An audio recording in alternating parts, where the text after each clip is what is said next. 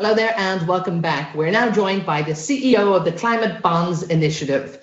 This is an international NGO with focus really on mobilizing global capital for climate action.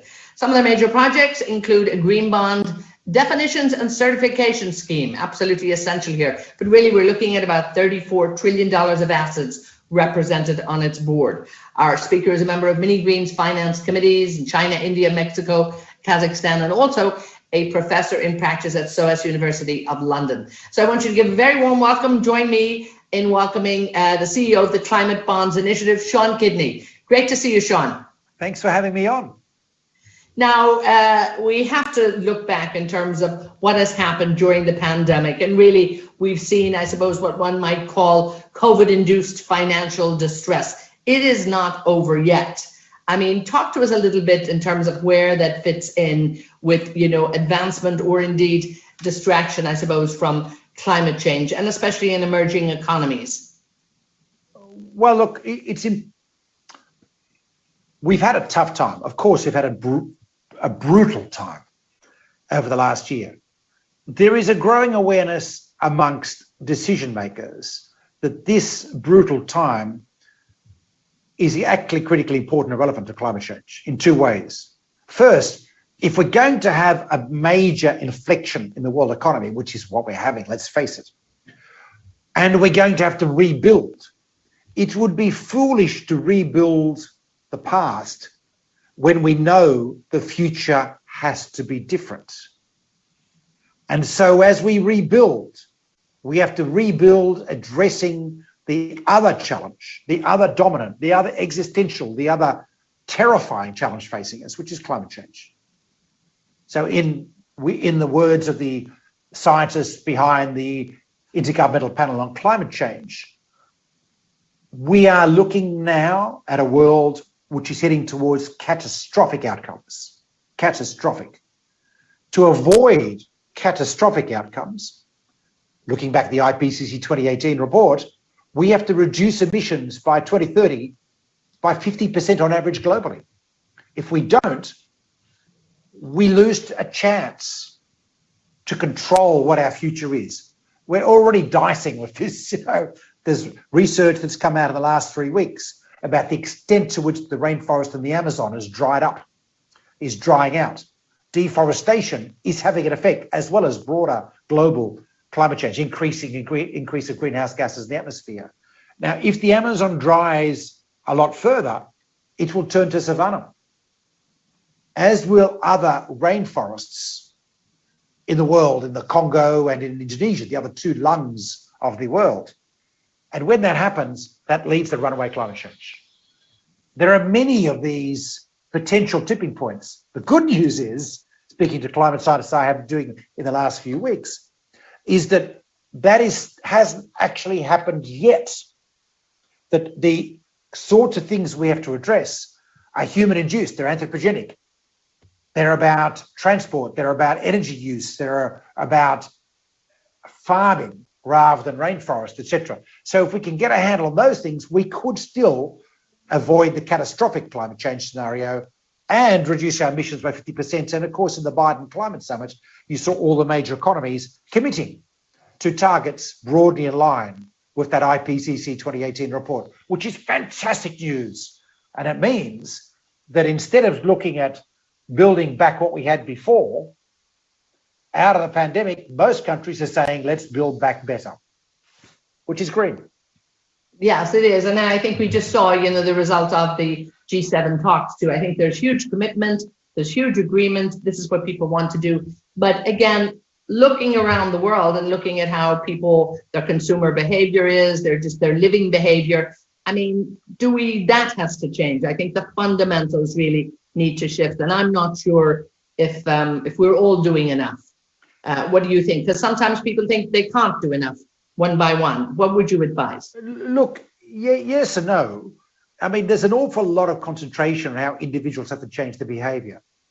But frankly, if you look at, for example, the systems or the corporates that have to change, there aren't that many of them.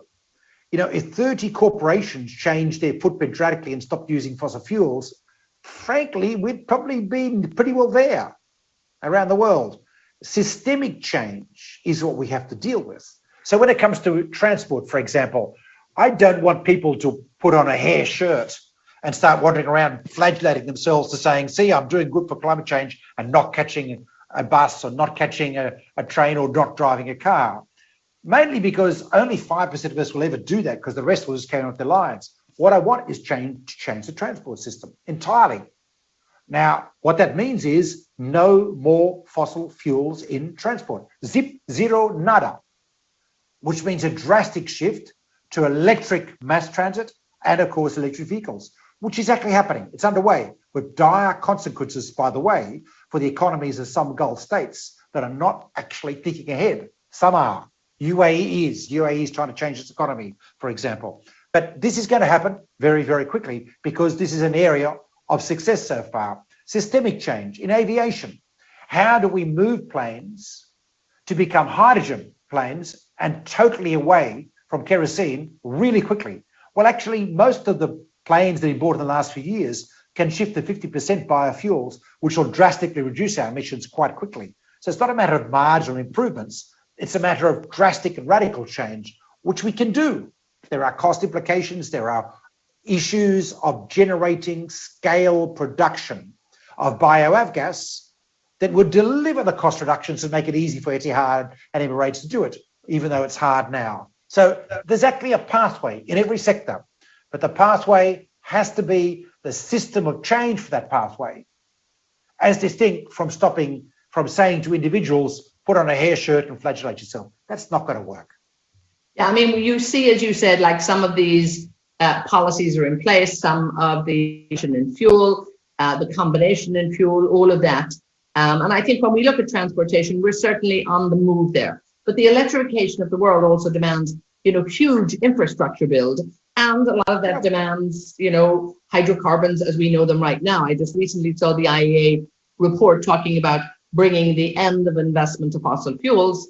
But also we have to look at, it's a transition and it's going to probably take a little bit longer than we thought. Can we manage to do both responsibility when we look at what the international oil companies are actually doing at the moment, and they are changing? I mean, are you encouraged in terms of the way they're going? They're not changing fast enough. So if they, we've got a constraint here. This isn't actually something that we have an option on. The problem is, if we don't get emissions down 50% in the next 9 years, we're toast. You can kiss goodbye to any kind of pleasant future for your children. We have a world where we have to abandon large swathes of the earth. And that will, by the way, mean India, the Gulf, large chunks of the Sahel. It'll be the places where the poor live, not the places where the rich live. Finland will be okay. That'll become more Mediterranean. So this is, and in that change, with the billions of people that will be affected, there will be war, there will be famine. And there will be plague, more pandemics. The last climate change we saw of note, 2 degrees cooling in the 1600s, which is a result of the killing off of American Indians in the 1500s thanks to smallpox and measles being spread.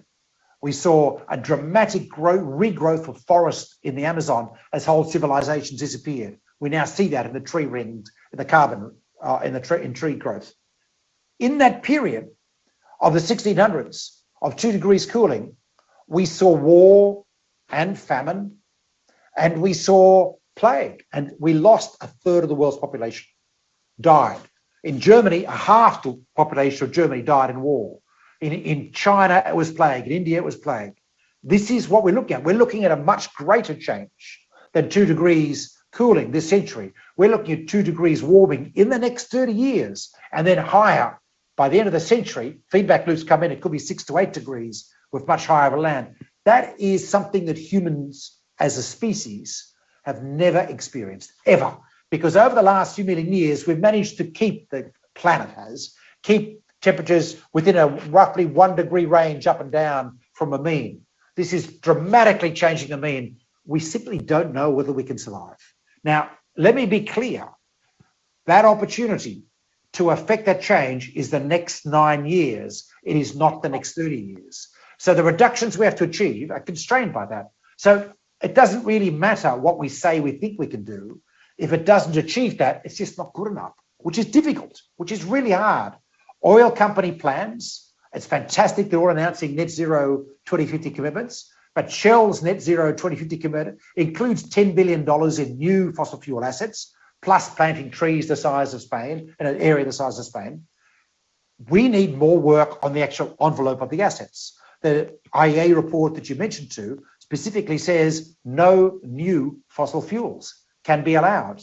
Now that is deeply challenging for all our economies where wealth has been built on fossil fuels. The whole of Western civilization has been built on fossil fuels over the last 200 years.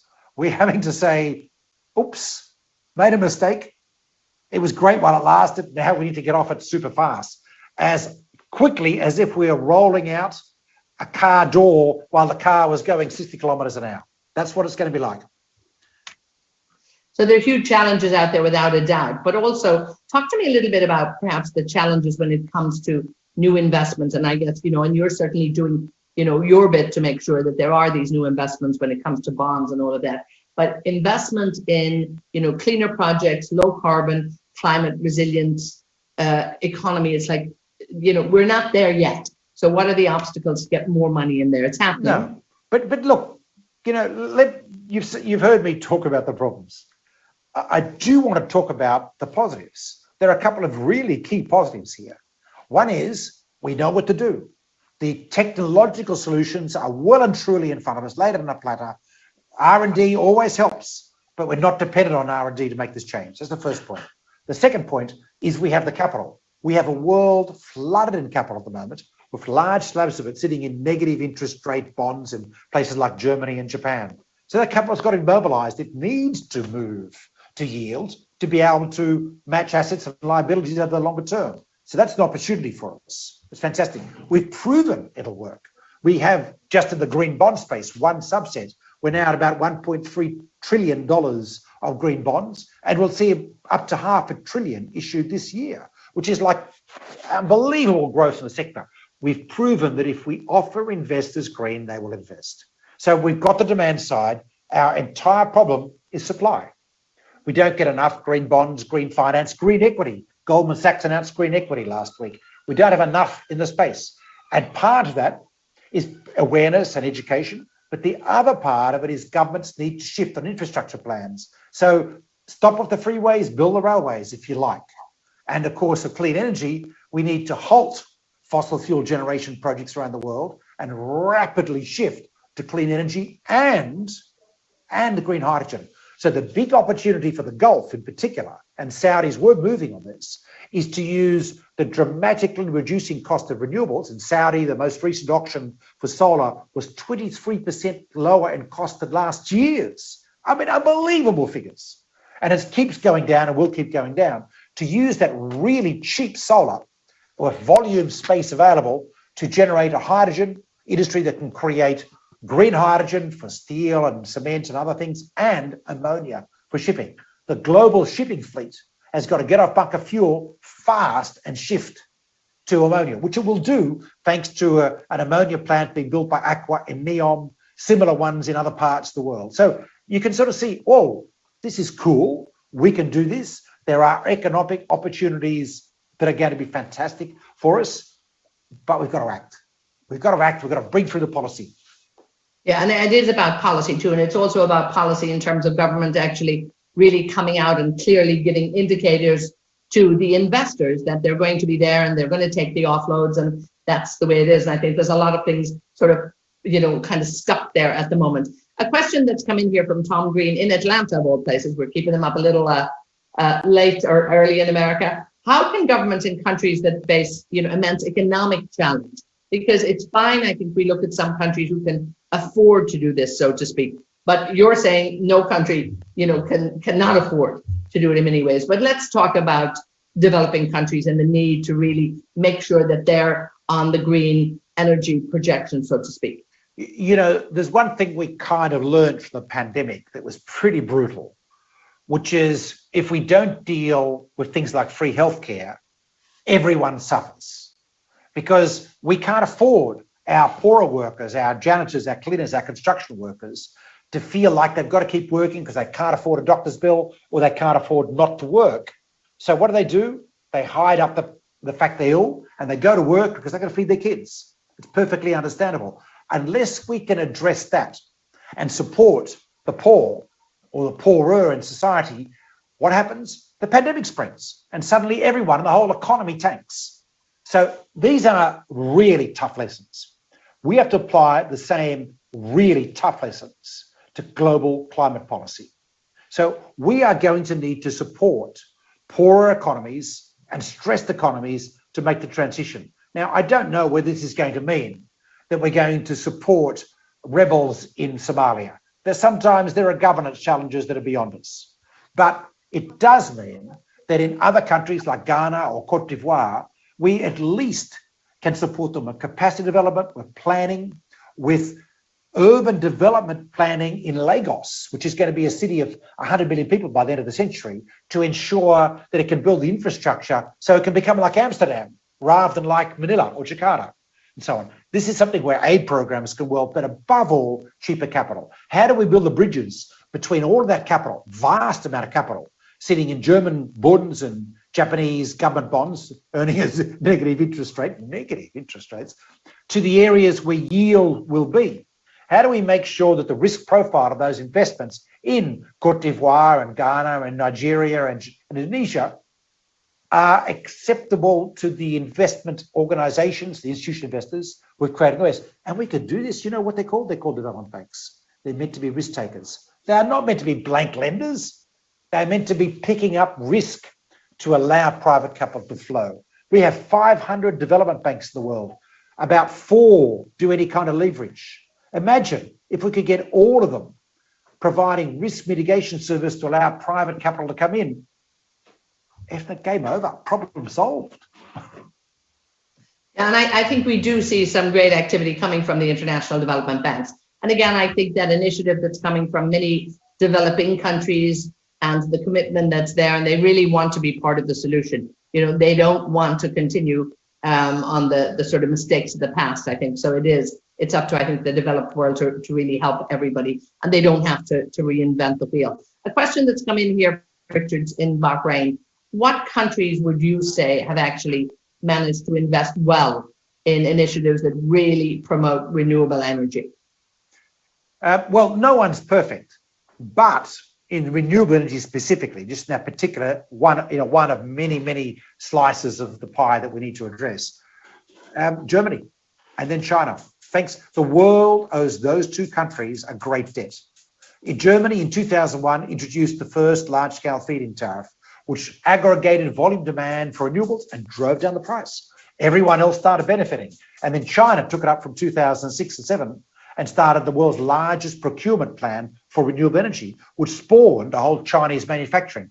Those cheap solar cells that underpin Saudi Arabia's incredibly cheap solar price early this year, that's because of China's work in growing an industry at what was originally high cost, but they decided for energy security, for climate reasons, for many reasons, it was a government priority. So that's just an example. So it's not R&D, it's not the US, it's not Australia, where I come from, where some of the best R&D in solar exists in the world. That's not what's driven this. It's actually volume procurement. Same lesson to apply, has to be applied now in hydrogen, green hydrogen. Volume procurement will drive a rapid reduction in price point. And in 10 years' time, I'll give you a prediction, Etha. In 10 years' time, green hydrogen will be cheaper than natural gas. And at that point, who's going to buy natural gas? Who's going to buy natural gas? Yeah. And I mean, I think we're beginning to see some really strong initiatives in that focus. We look at what's happening here in the UAE, definitely when it comes to hydrogen, and it is what people are talking about without a doubt. Talk to me a little bit about some of the projects that you have on board in terms of Climate Bonds Initiative. One of the things we're working on is green definitions to understand, because to understand what we've got to do in this 9-year period that I've mentioned, this very limited time frame, it's challenging. To give you an example, most thinking in investment circles and business circles about decarbonisation. Decarbonisation is not always good.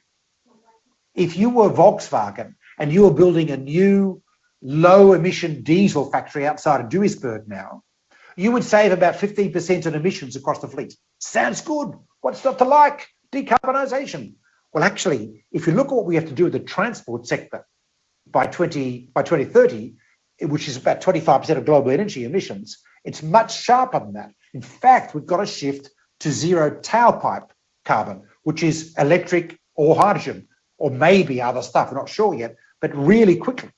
And if you build a diesel plant with a 15% reduction in emissions, you are blocking the chance to build an electric or hydrogen option, which will see much more ambitious changes. So it's counterproductive, it's bad.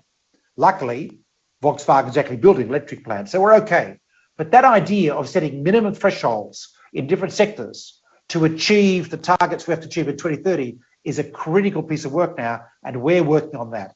In the European Union, we've just launched with the European Commission a taxonomy of sustainable investments that includes these criteria around transport, for example.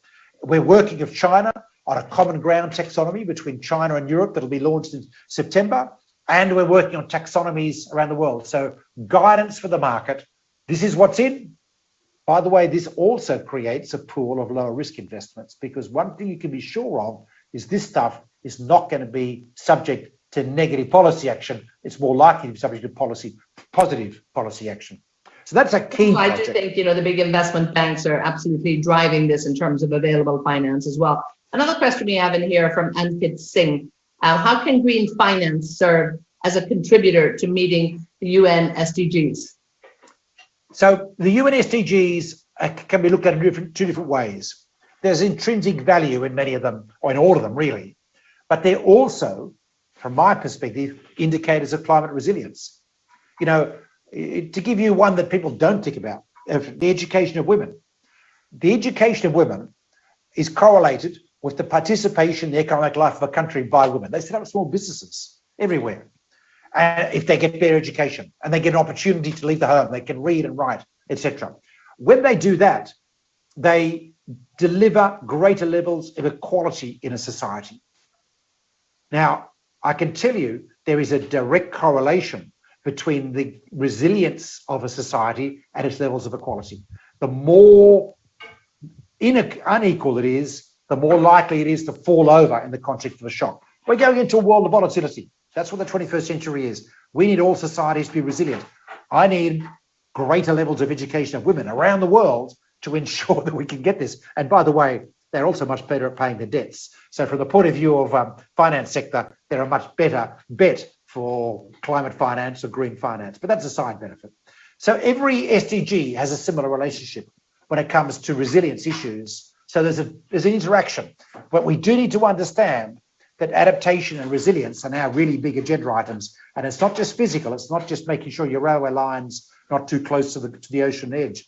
It's about social, economic, and ecosystem resilience, which means biodiversity too, and many other measures. The collapse of biodiversity is correlated with the collapse of societies and the collapse of economies and so on. Increasing your biodiversity, increasing your natural capital means you've got better chance of surviving the pretty tough century we're going to be in. Now, when you look at the urgency of what needs to be done, and even within that time frame that it has to be done, are you encouraged that, we're on the right track? But, when we look at, just before we wrap up here, what do we really need to do now to make sure that we get there? A rational mind takes the evidence, and the evidence is not good. The evidence is, in fact, very bad.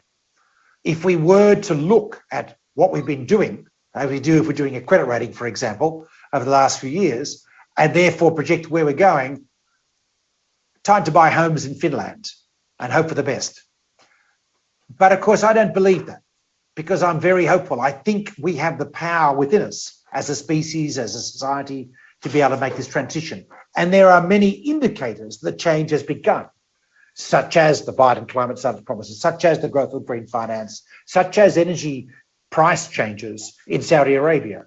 So the change has begun. The revolution is underway. There's no doubt about it. Now I think it's a question, a friend of mine frames it this way. The shape of the future is now decided. It will be clean and green. We know that. It's the speed that counts. So now it's all about how quickly we can get there. So how do we do that? Well, I tell you, we need strong state policy in every area of transition as the next stage. We will get the investors to support you, to support us. They are willing to step up now in a way they weren't 2 years later.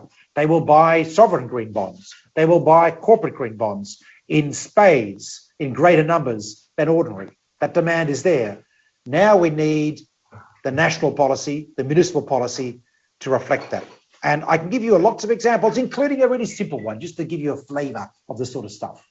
A very simple thing for Dubai or for Atlanta or for Singapore. If you build a zero carbon building, you get an extra 5 stories in your planning allotment. Simple. If you don't build a zero carbon building, your height restrictions are lower.